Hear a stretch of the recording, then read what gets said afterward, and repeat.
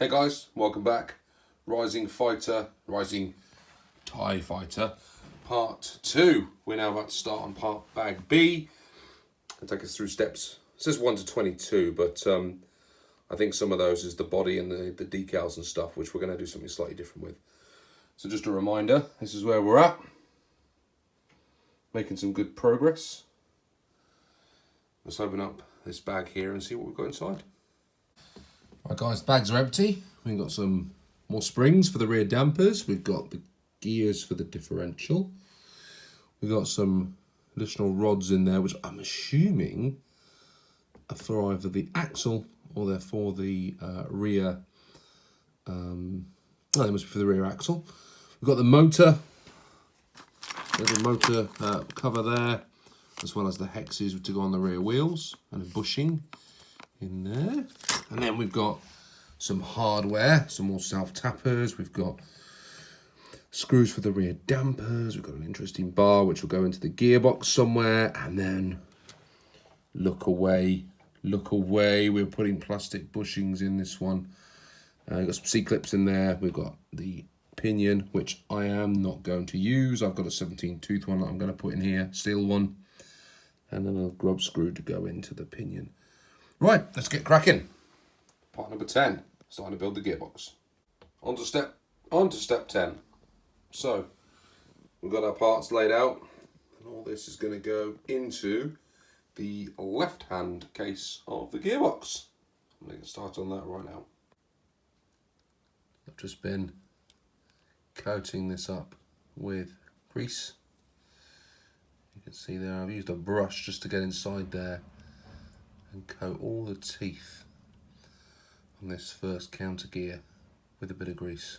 I haven't gone over the top. I've certainly got enough in there just to keep everything running smoothly. We've got that bit on there, the bearing holder. So we're on to step 11.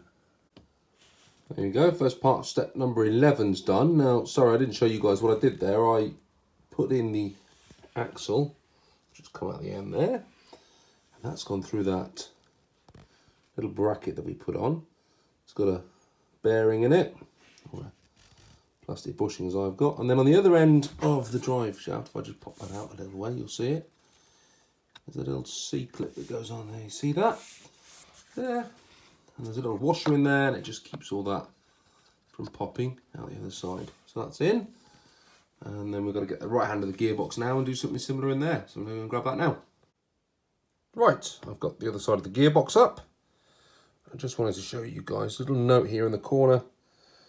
Make sure you've got this in the right direction. There's a little notch at the bottom. I'm just going to line that up correctly. So I'm going to go ahead and mount this up. Get the other axle, the drive shaft, sorry, put that through and get that sorted out in the same way that I've done that one. And I'll show you when I've finished. Anyone building this kit for the first time should be really careful. There are different lengths of self-tapping screws. They are 8s, I think. Those are 12 millimeters and these are 10 millimeters. And you've just got to be careful because it's really easy if you don't use the diagram to match them up. It's really easy to pick the wrong ones up. There we go. Both sides of the gearbox have now had the axles mounted through.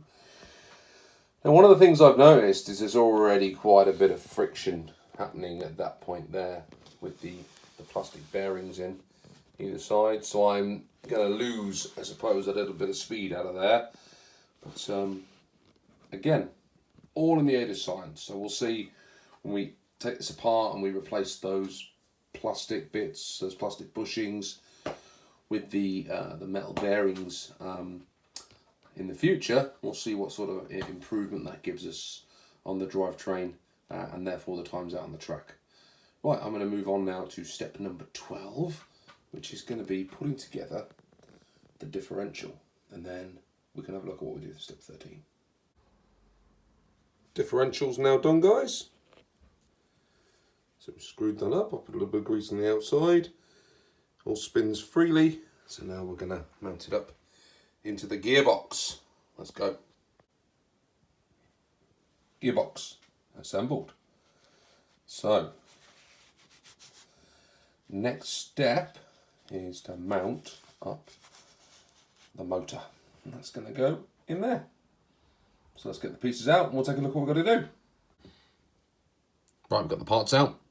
So what I've decided to do is go for a steel pinion straight out of the box. Now the reason for that is these little aluminium pinions aren't supposed to last very long.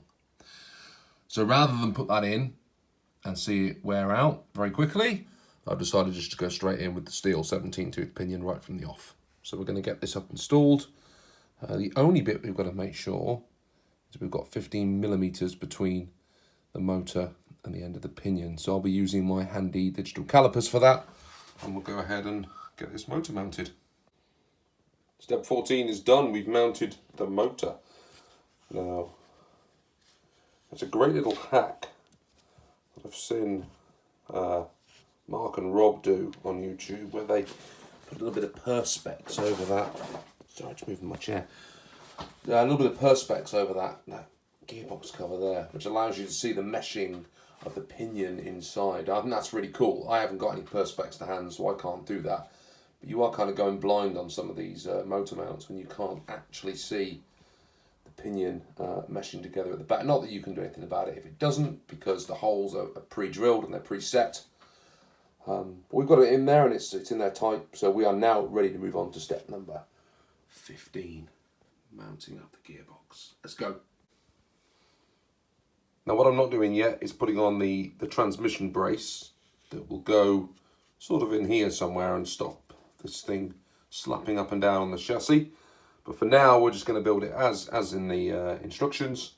We're going to put the springs in, we're going to get it all set up, and we'll see how much this thing hops around. Just a little warning guys, make sure you use the right parts.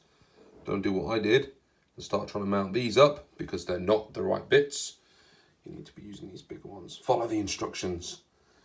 Stop trying to concentrate on YouTube videos. Okay, on we go. We've done it. Gearbox is on. So we are on to step 16. Let's see what's next. Building up the rear dampers. So these are going to be pretty simple, same as the front ones were, just slightly longer. So I'm going to get on and do this.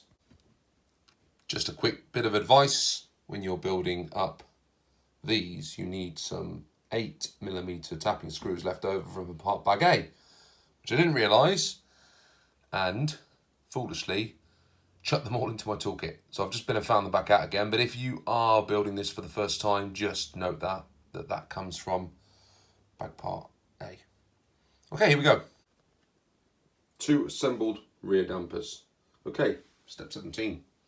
Let's get that mounted on the rear end and get the gearbox out into place. There we go. Rear suspension is mounted. Next thing to do, step 18, is just to straighten up the steering alignment and we'll get some wheels on.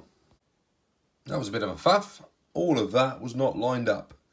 No matter how much I offset everything, it didn't seem to work. So I've taken the servo off and changed the alignment on the servo saver and got it all back together again. So we are now ready to put some wheels on and see if it goes in a straight line. Wish me luck, guys. There we go, guys. It lives. Taking it out for a quick test on the drive and everything worked fine. Nice and straight, nice and true. Bounces around like an absolute trooper.